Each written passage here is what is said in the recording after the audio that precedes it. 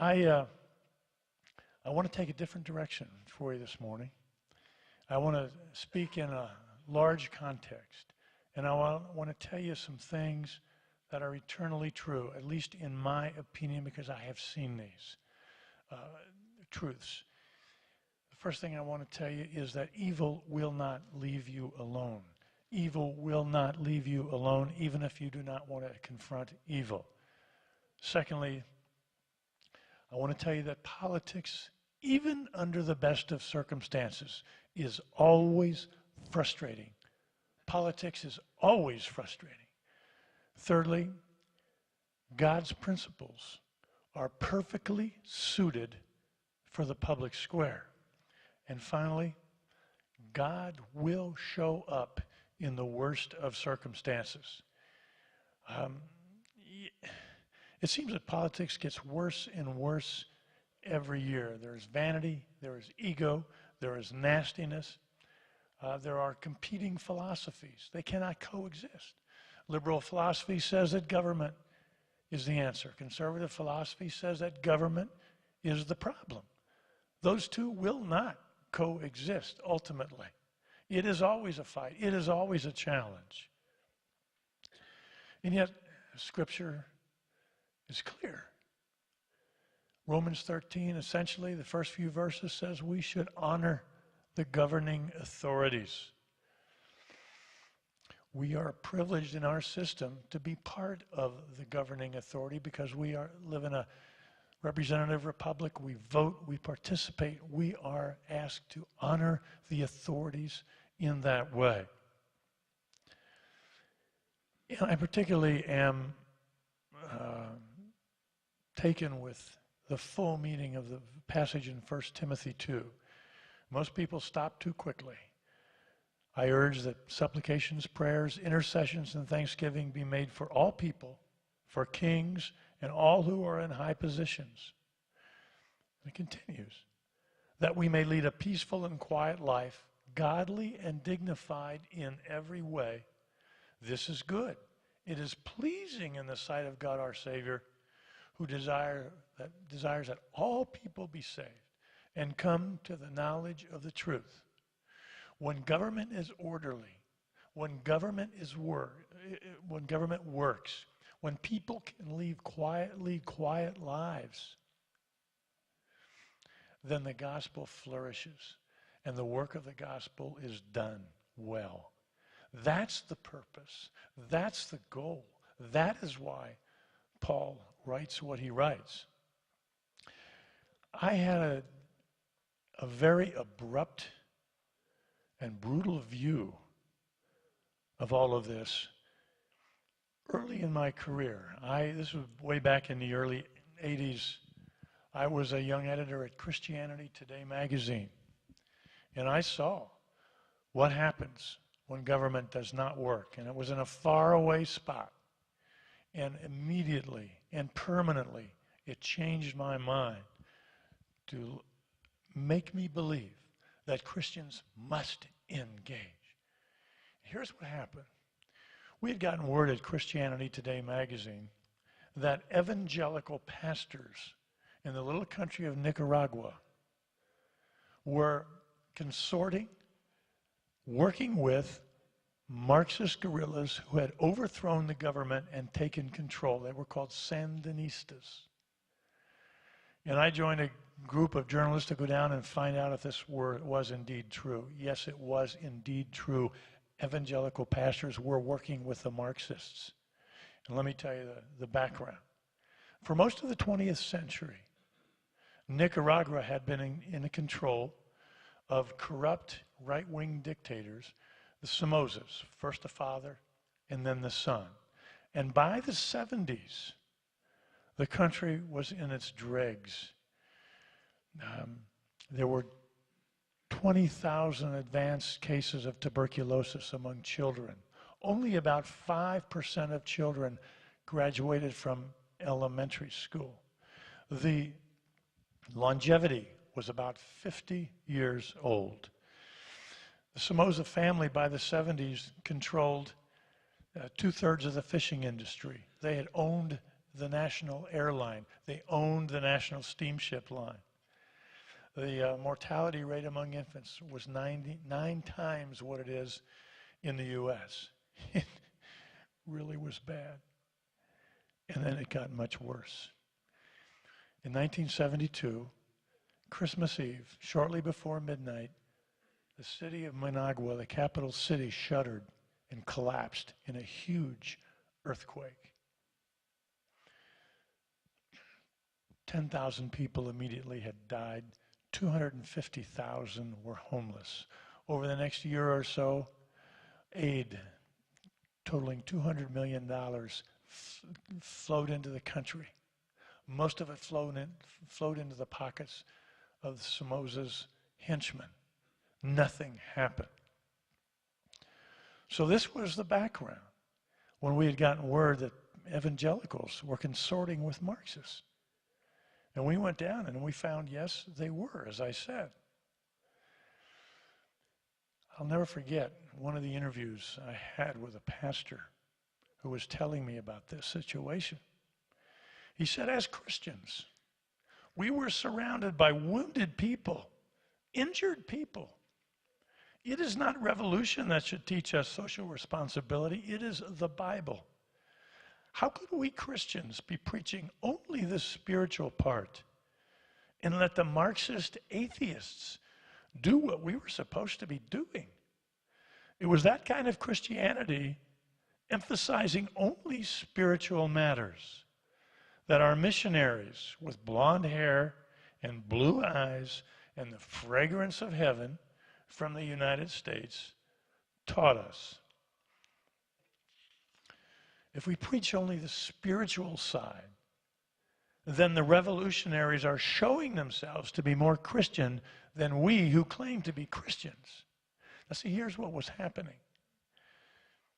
The corrupt government was shoving peasants off of their land.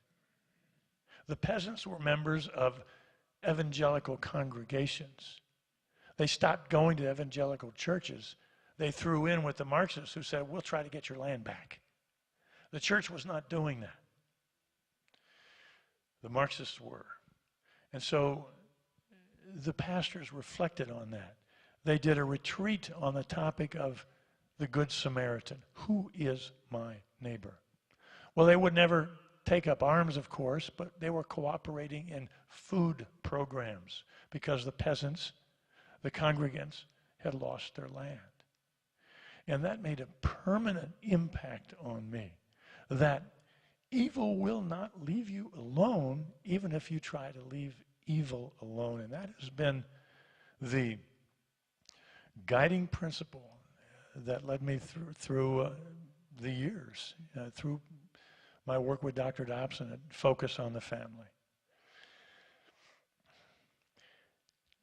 The next thing that is so true is that Christian principles taught by Jesus, are well suited for the public square. We who understand these principles belong in the public square. The fruit of the Spirit, the golden rule, the second greatest commandment. These are leadership principles. These gain followers. These attract people.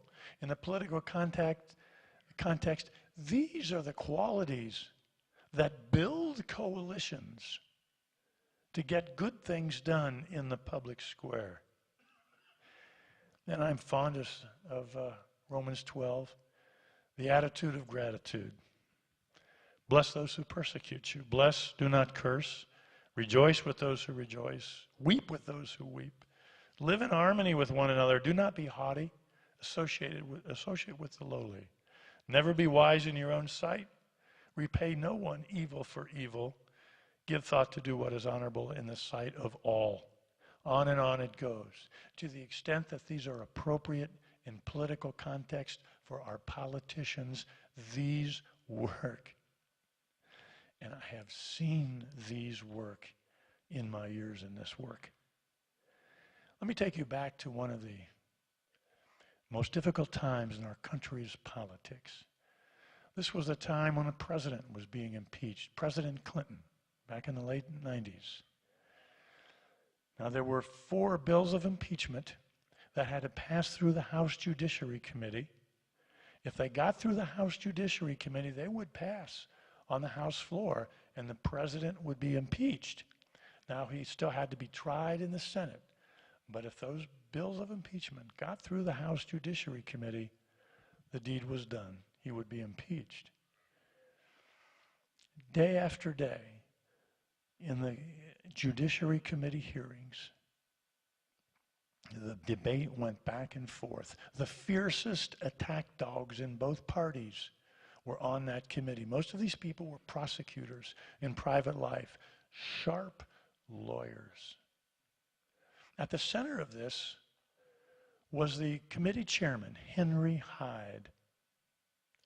Henry never lost his temper, never showed any impatience, and he never even lost that arcane way of speaking that is so common in our Congress. I remember him saying, "For what purpose does the gentle lady from California seek recognition?" And everybody knew Maxine Waters was no gentle lady. And everybody knew she sought recognition to take one more bite out of the Republican arguments. Henry presided politely, courteously. Finally, the Democrats who opposed those bills had the fight taken right out of them. The bills of impeachment passed, and the deed was done. Not long after that, I had the privilege of having breakfast with Henry Hyde. And I recounted for him just what I recounted for you, what I observed watching on TV. And I said, "Mr. Chairman, how do you do that?" And he looked at me like, "What a silly question." He said, "I just like to treat people the way I want people to treat me." And he shrugged, as if that's all. But that's not all. That's everything. That's what Jesus taught us to do. It's the golden rule. And it works well in politics. And you know what? There was no reason that Henry Hyde should have had that reputation. Because at the time, Henry Hyde was the leader of the pro-life forces in the House of Representatives. At that time, the pro-life side was deemed to be right-wing radical, nuts. And Henry was the foremost spokesman. But his opponents understood that he had this statesman-like quality about him. Kate Michelman of the National Abortion and Reproductive Rights Action League said this about him: "A partisan he is, but he's also a statesman." The New York Times said this about Henry Hyde: "The silver-haired, golden-tongued lawmaker has alternatively infuriated, frustrated, and trumped his peers with his ideological ferocity, but he has also earned their universal respect." I've been very much taken by the qualities of statesmanship that give evidence of themselves when politicians utilize these Christian principles. To this point, CitizenLink, for the first time ever, at the end of the summer, is hosting an inaugural Statesman Academy. We want to bring together 25 of the best, most promising young people beginning their political careers or about to launch a political career when they get an opportunity. We want to put them before people who have demonstrated Christian statesman qualities. And there are many of these people. They're not well known. A lot of them are at the state legislature level. A lot of them have advanced into leadership by exercising Christian principles. We want to have them explain how difficult politics is, how frustrating it is, but how you can bring people together and advance your career and come into a position of leadership by exercising these principles. Among the people we hope will be speaking to this group is Congressman Daniel Webster of Florida. Before he was in Congress, Dan Webster was in the Florida legislature. He advanced all the way to the senior position in the House, Speaker of the House. Then he became elected to the Senate. He advanced all the way to the Senate leadership position, Senate Majority Leader in the state Senate. Then he was elected to Congress. This man is an exquisite Christian statesman. He and others like him will be speaking at the end of the summer. Now, why do I bring all this up? Because I've got candidates from around the country to join this class. I still have no candidate from Ohio. If you know of a young person who needs to be spending a week of intense interaction at the feet of Christian statesmen, let me know. tom.minnery@citizenlink.com. I will be finishing filling out this class in the next few weeks. So I'm looking for special people. We've got to have Ohio represented. Phil, I've been working with Barry Sheets on this, and he's led me to some good people. We haven't got anybody confirmed yet. We're still working on it. All right, tom.minnery@citizenlink.com. We still have a few more weeks. This is all expenses paid. This is in a very nice hotel in Tucson, Arizona in July. Tucson, Arizona in July is why nice hotels are affordable. All right, enough of that.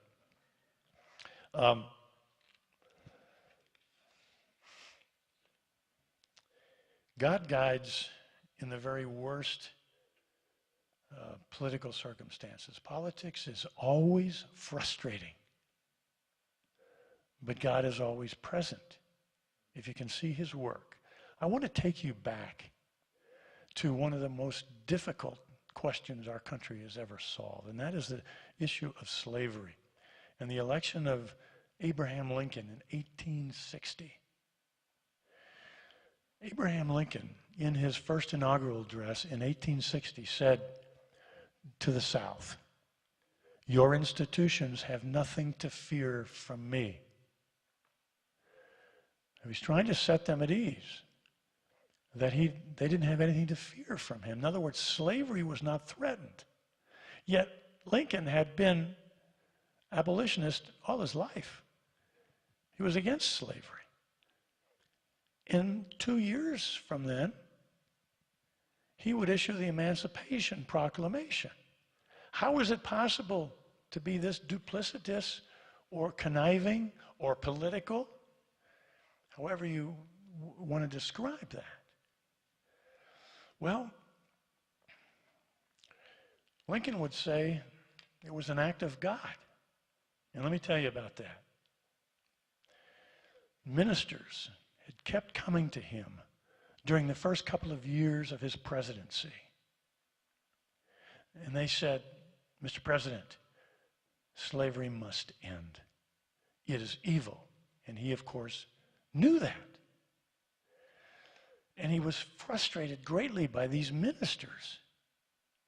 And he said this to one group of pastors who came in to see him. He said, "I hope it is not irreverent for me to say that if it is probable God will reveal himself to others on a point so connected with my duty, it might be supposed that he would reveal it directly to me."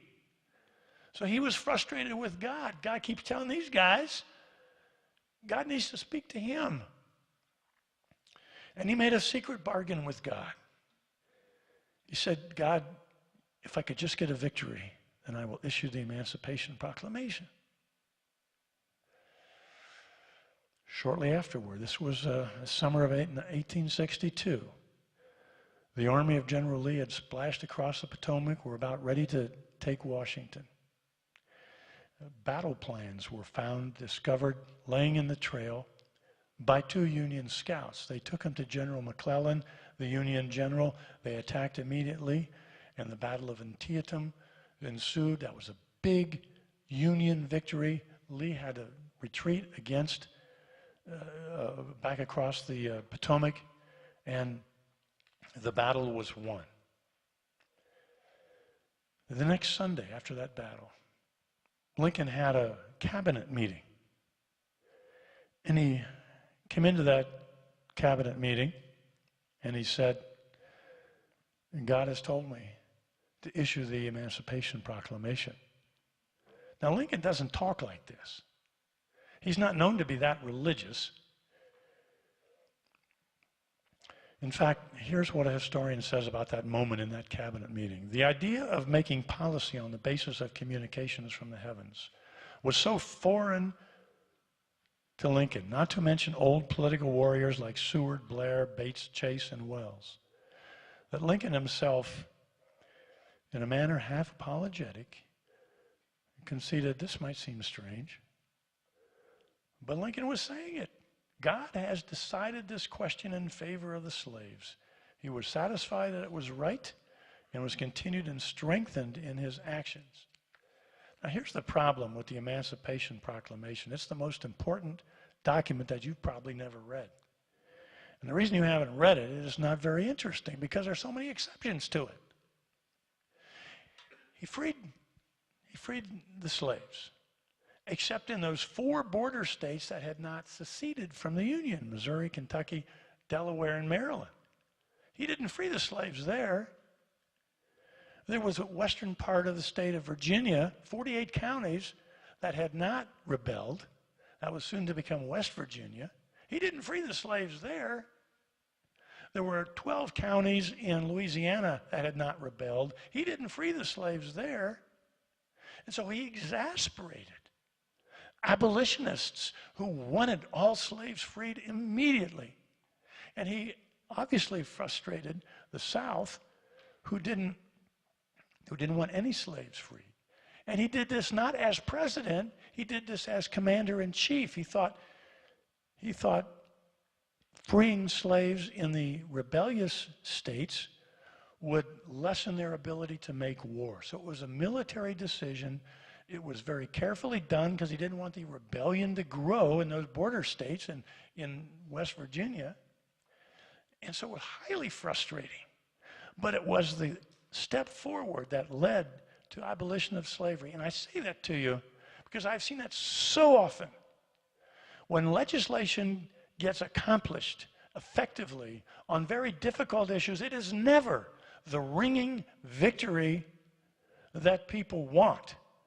It is always kind of halfway and process-oriented and very, very frustrating for so many people who want so much more of our politics.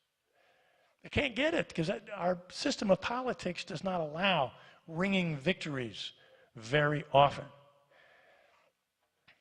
And so politics, even when God shows up, as Lincoln believed he did, is very, very frustrating. And the final point I'll make for you this morning is this. In the worst of circumstances, God finds a way. I want to tell you about the most hostile audience I ever spoke to in my life. This will undoubtedly be the most hostile audience I will ever speak to in my life. This audience was consisting entirely of political leftists, lesbian activists, and communists. Now, you can find the first 2 categories in most universities settings, but real communists. This was a meeting at a United Nations conference on women in Beijing, China, a number of years ago. And it was wild. It was in the height of feminism, it was in the 90s. And the conference was composed of some workshops that caused us to gasp. Here were some of the names. Lesbian flirtation techniques. How fundamentalist Christians contribute to the spread of AIDS. worship of the Mother Earth Goddess. So we looked at this, and I said to Dr. Dobson, I bet you we need to be there. So I applied to lead a workshop entitled The Value of Raising Children in a Traditional Two-Parent Family.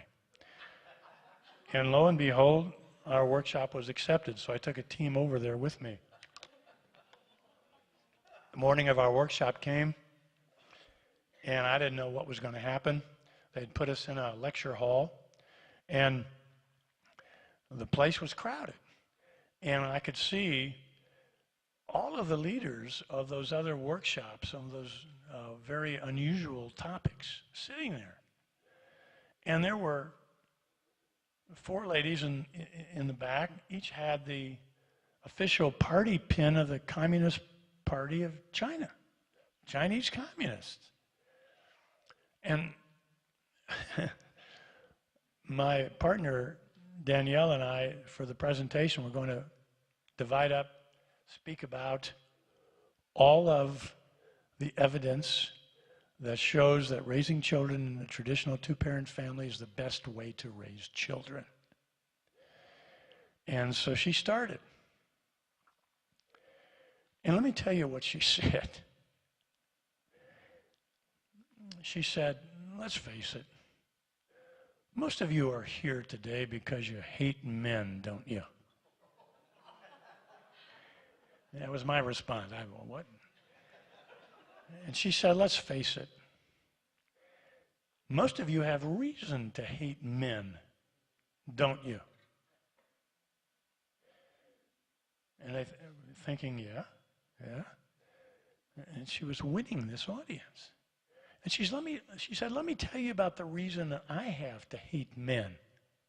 And she talked about some abuse in her childhood. Now, I know nothing about this. She was a colleague of mine at Focus, and she was not supposed to say any of this. And then she said, let me tell you why I'm not sitting where you're sitting hating men. Let me tell you about a man I met. A man who didn't turn out to be a man at all, a man who turned out to be my Lord and Savior, Jesus Christ. And then she gave a testimony of her conversion to Christ. And then she sat down. And it was my turn. And I just kind of stumbled my way through what I was supposed to say about the studies and this and that. And then we had a question and answer session. And I wish I could sit here telling you that they bought everything that we had presented that morning. It was a very intense but very respectful back and forth Q&A. And then one of these ladies with a Communist Party pin raised her hand. A Chinese lady. And she said this: how do we keep our husbands from cheating on us? And I thought, oh my goodness, you know, across the cultures, halfway around the world, the human heart beats for the same thing. Love, commitment, that won't fail. And I'm not sure what I said in response to her. I hope it was something like that. I don't remember that. I was just so shocked by her question. And then our time was over. We skidded to a halt. And that audience did something I never would have predicted. They gave us a round of applause. Never since then have I believed that you can't go into any hostile circumstance as long as you're armed with Christian principles and not expect the Lord to open up doors for a miraculous conversation or progress that you never would have predicted. Be on God's side, and in the hostile situations, He will show up. Thank you very much.